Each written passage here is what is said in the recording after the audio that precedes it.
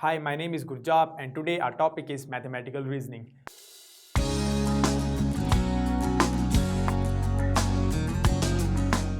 Reasoning mean to think about something and then reach a conclusion or a judgment. So in the language of mathematics, there are two types of reasonings. Number one is deductive reasoning and other is inductive reasoning. Now in the chapter of mathematical induction, we have already studied the inductive reasoning. Okay, it is studied and done, all cool. Now for deductive reasoning, deductive means to reason a statement and then reaching a conclusion.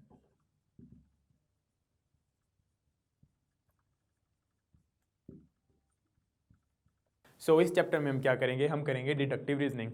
So basically we need to understand firstly कि statement क्या होता है. Okay, statement क्या होता है? If we are given any sentence, से हमारे पास कोई सेंटेंस है, टुडे इज वेडनेसडे.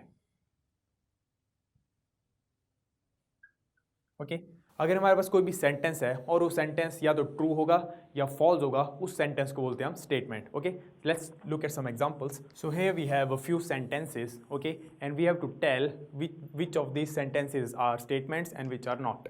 ओके, तो कोई भी यहाँ पे सेंटेंस होगा, they have to either true or false to be a statement. Okay, first one is there are 35 days in a month.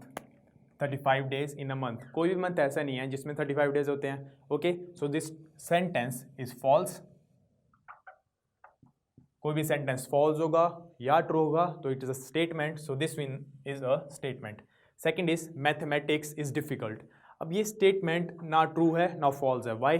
Because कुछ लोगों के लिए मैथमेटिक्स इज डिफिकल्ट, कुछ के लिए इट इज ईजी.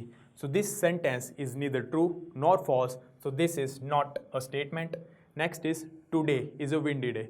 अब today is a windy day, अब today is not specified. Okay, तो अगर हम पास्ट टेंस में जा रहे हैं, लाइक के लास्ट मंथ के किसी भी डे को देख लें कि वो वाला दिन विंडी डे था, उसे हम चेक कर सकते हैं हिस्ट्री में जाके, वेदर हिस्ट्री में जाके, कि वो डे विंडी था या नहीं. But today is windy day, आज विंडी डे है, it doesn't specify anything. It is not false, it is not true, so it is not a statement. Next is all real number are complex. अब कोई भी real number है उसको हम किस form में लिख सकते हैं? कोई भी रियल नंबर है, मान लो a. Okay, we can also write it in a form a into 1 plus 0 into iota. Okay, a को हम इस फॉर्म में लिख सकते हैं, वापस ए ही रहा. Okay, so all real number can be written as complex number, so this is a statement. Okay, next is answer this question. Question तो हमें पता ही नहीं है. कूल, सो ना ये ट्रू सेंटेंस है ना ये फॉल्स सेंटेंस है, so this is not a statement. So we know how we tell which sentence is a statement. Let's move on to the next topic, which is compound statements. Next topic is negation of statement. Negation means to deny something. Okay, denial implies negation. To deny something means हम उसको बोल रहे हैं कि ये चीज़ सही नहीं है. Okay, तो फॉर एग्जाम्पल अगर मेरे पास कोई भी स्टेटमेंट है, से the number 2 is greater than 7, तो मैंने इसका निगेशन लिखना है, मीन्स मेरे को इस स्टेटमेंट को डिनाई करना पड़ेगा. सो ऑल राइट, इसका निगेशन क्या होगा? Its negation will be written as the number 2 is not greater than 7. Okay, तो अगर मैं इस जो हमारे पास इनिशियल स्टेटमेंट थी उसको रिप्रेजेंट कर रहा हूँ पी से, तो इसकी जो निगेशन होती है उसको रिप्रेजेंट करते हैं हम कुछ इस तरह. This is how we represent a negation of any statement with this sign in front of the symbol that is specified to the statement. Okay, तो ये होगी negation of statement. Let's look at some other example. Say मेरे पास एक और example है, the city Chennai is capital of Tamil Nadu. तो इसका negation क्या होगा? इसका निगेशन विल बी, हमें लिखना है, यहाँ हो रहा है कि चेन्नई किसी स्टेट की कैपिटल है, तमिलनाडु कैपिटल है, तो उसका निगेशन क्या होगा कि चेन्नई तमिलनाडु की कैपिटल नहीं है. So what will write is negation of this statement will be the city Chennai is not the capital of Tamil Nadu.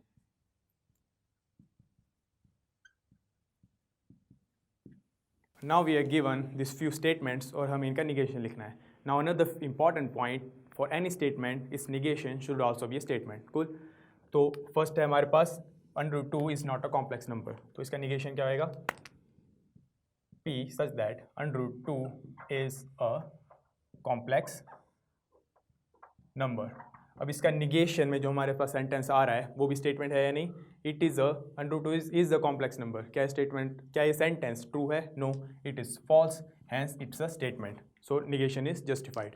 Next one is every natural number is an integer. तो इसका negation is every natural number is not an integer. But every natural number is an integer, it's a fact. So this sentence is false, hence it's a statement. So negation is justified. Last one is the sum of 5 and 7 is greater than 10. 5 और 7 का sum क्या होता है? 12, which is obviously greater than 10. So इस statement का negation will be R such that the sum of 5 and 7 is not greater than 10. This sentence is false, hence it's a statement, so the negation is justified. Next topic is compound statements. Any statement that is made up of two or more statements is called a compound statements. Okay, for example, अगर मेरे पास कोई statement है, say a number A is natural number and prime number. तो इस case में मेरे को अगर ये एक कंपाउंड स्टेटमेंट है हमारे पास, सपोज हमें इसे ब्रेक करना है, तो कंपाउंड स्टेटमेंट क्या होती है? जिसमें दो या उससे ज़्यादा स्टेटमेंट का यूज़ किया होता है. तो इसमें कौन कौन सी स्टेटमेंट का यूज़ किया जाता है? First one is P. First statement will be a number A is natural number. Second statement is a number A is prime number. तो हमने इन दोनों स्टेटमेंट्स को कंबाइन करा and we get this compound statement. और उसमें ये जो word है and can also be written as this and, simple English में. तो this word is called and, in this case is connecting word.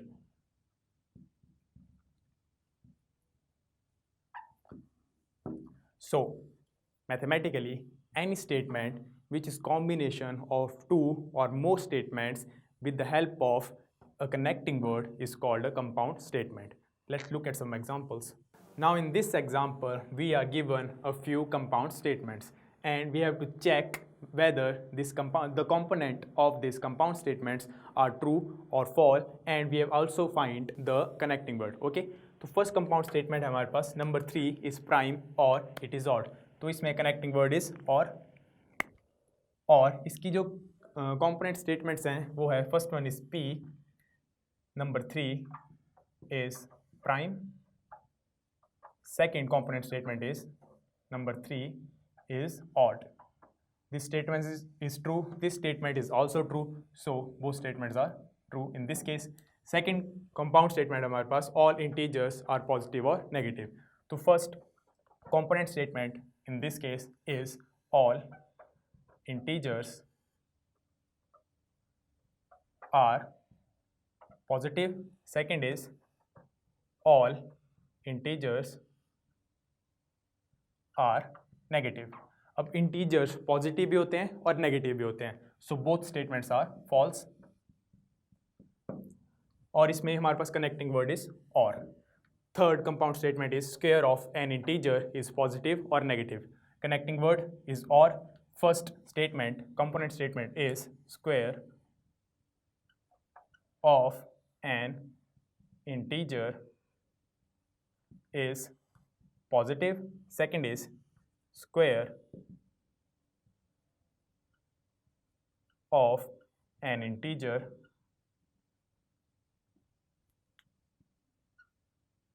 is negative. अब कोई भी आप नंबर लेते हो उसका आप स्क्वायर करोगे हमेशा पॉजिटिव आता है. So first statement is true but second is false. Last compound statement हमारे पास 100 इज डिविजिबल बाय 11 एंड 5. इस केस में connecting word is and. First statement is 100 is divisible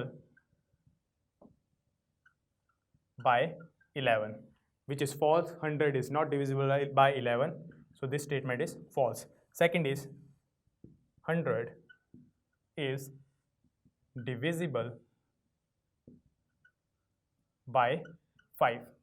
100 is divisible by 5. 5 into 20 is 100. So in this case, this statement is true. So these were all the examples or hence the result. Next topic is quantifiers. So any word that represent scope, this quantifier का मतलब क्या होता है? Something which represents scope. Okay. So the words like there exist or for all, such words are called quantifiers. अब हम कुछ statement लिखेंगे. We have to identify which words are quantifiers and then we have to write its negation. First one is there exists a number which is equal to its square. In this case quantifier is there exist और इसका negation होगा there does not exist a number which is equal to its square. Okay. Second statement हमारे पास for every real x is less than x plus 1.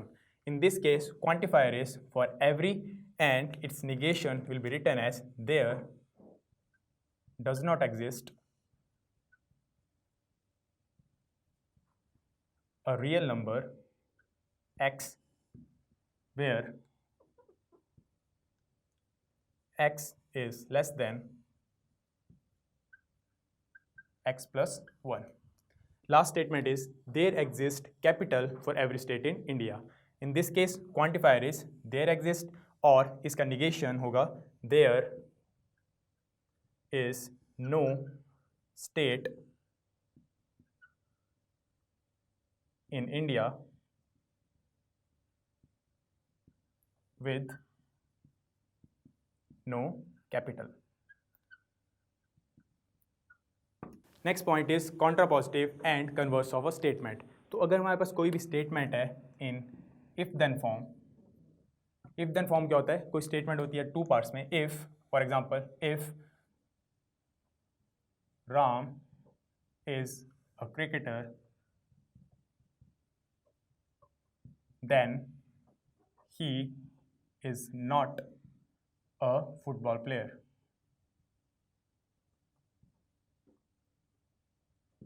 ऐसी statement को बोलते हैं हम if then statement. It means अगर first part is true then second part is also said to be true. इसको true होना ही पड़ेगा. तो हमारे पास कोई भी इफ देन स्टेटमेंट है. इफ देन स्टेटमेंट किस फॉर्म में होती है? इफ कोई स्टेटमेंट हमारे पास ए से देन देयर इज देन और हमारे पास कोई सेकंड स्टेटमेंट है बी. कूल. तो इस स्टेटमेंट का हम काउंटर पॉजिटिव कैसे लिखते हैं? In case of counter positive we write if. इस केस में क्या लिखेंगे हम? बी का निगेशन इफ के साथ. Negation of b then negation of a and converse of any if then statement is written as if. अब यहाँ पे हमने क्या किया था? देन के साथ जो स्टेटमेंट थी उसको हमने इफ के साथ लगाया निगेशन करके और इफ के साथ जो स्टेटमेंट थी उसका निगेशन लगाया हमने देन के साथ. अब कन्वर्स ऑफ स्टेटमेंट होता है इफ बी स्टेटमेंट फुल की फुल वैसे then a. This is how we write converse और contrapositive of any statement. Now we have to write the counterpositive and converse of these statements. Okay. First statement is if x is prime then x is odd.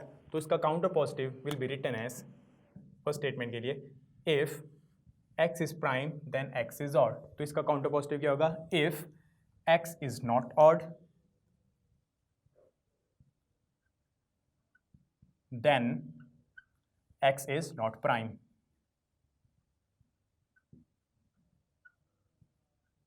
And इसका converse होगा.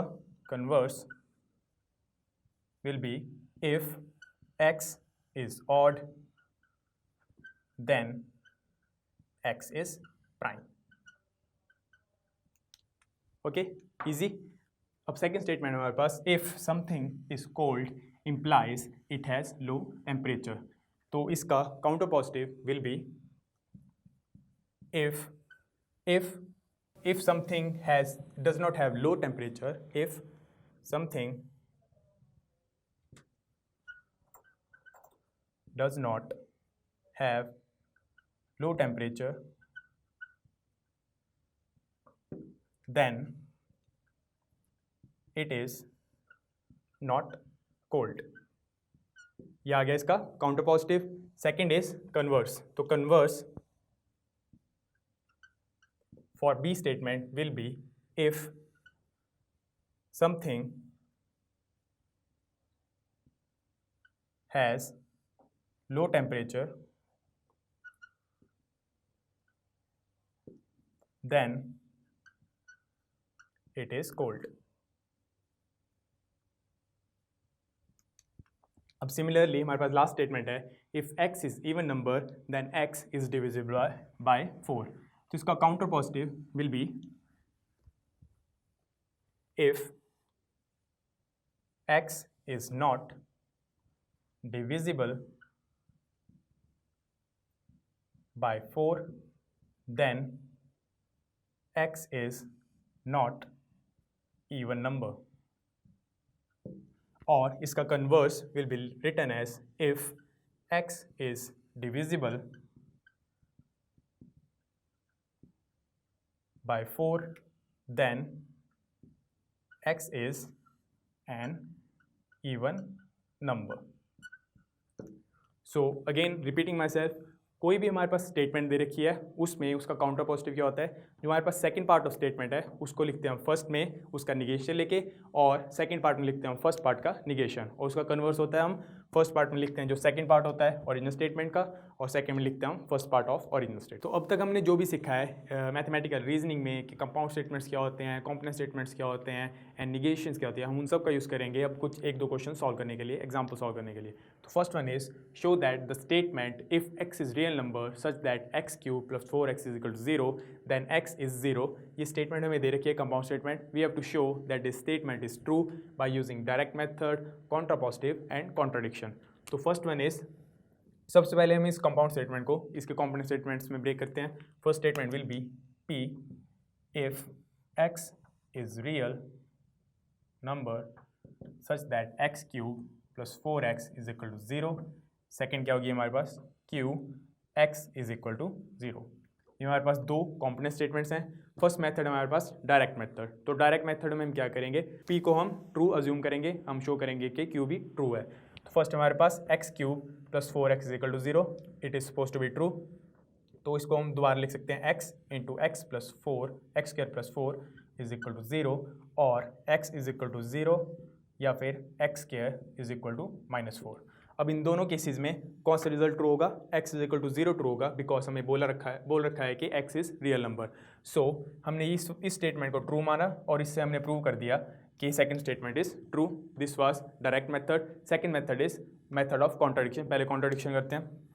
अब contradiction में हम क्या करेंगे, हम इस पूरी जो ओरिजिनल स्टेटमेंट है उसको फॉल्स मानते हैं. ठीक है, इसको फॉल्स मान के चलेंगे and will show that our assumption was not true, hence by method of contradiction हमारे पास रिजल्ट आ जाएगा.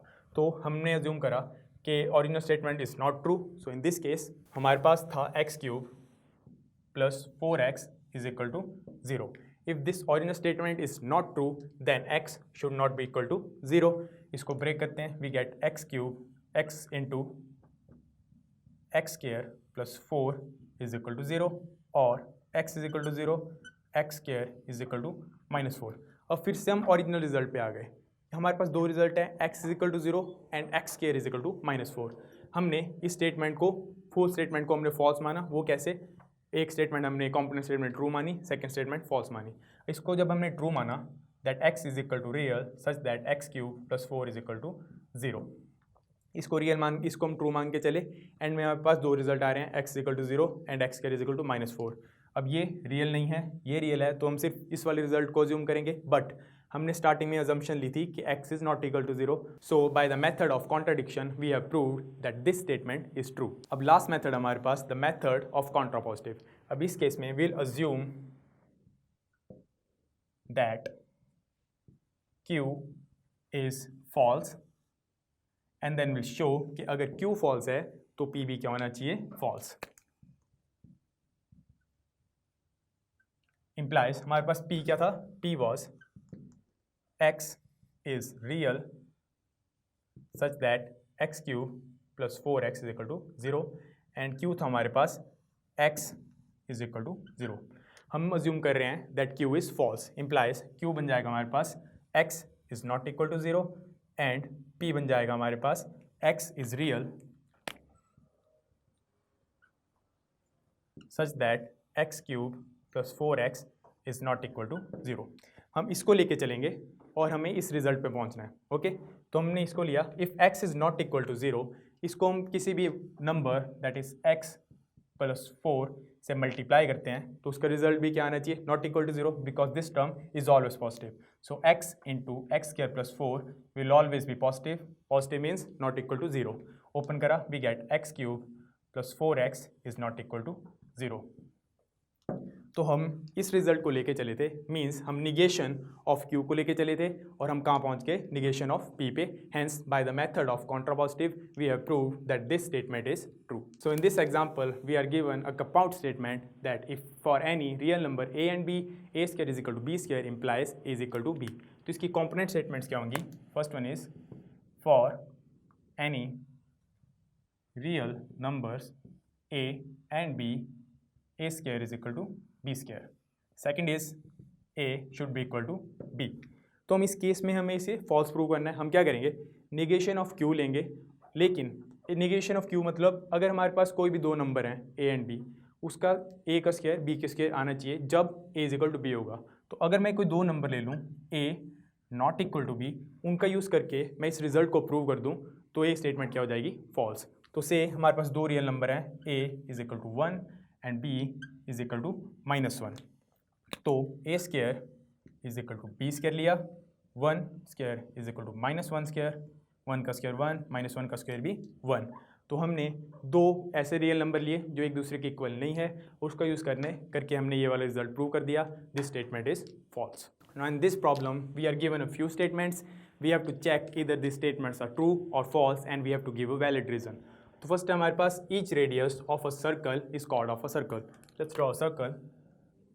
ये रहा सर्कल, ये रहा इसका रेडियस. हमें बोला है कि each radius of circle is chord of circle. But chord क्या होती है, जो सर्कमफ्रेंस के दो पॉइंट्स को टच करे, समथिंग लाइक दिस. लेकिन रेडियस सिर्फ एक पॉइंट को टच करता है, so this is false. Second is centre of circle bisect each chord of circle. No, this is false. Why? Because center of a circle only bisects its diameter, the rest of the chords are not bisected by the center of the circle. Cool. Next one is under root 11 is rational number. अब 11 is prime and we know square root of any prime number is rational number. So under root 11 is rational number. Hence this statement is true. Next one is circle is a particular case of ellipse. अब ellipse की equation होती है x square upon a square plus y square upon b square is equal to 1. Okay, अगर हम a is equal to 1 कर दें, b is equal to 1 कर दें, we get x square plus y square is equal to 1, which is an equation of circle. So circle is a particular case of ellipse. दिस स्टेटमेंट is true and hence the result. So guys, this was it for today. Next time we'll begin with a new topic. Till then, keep practicing.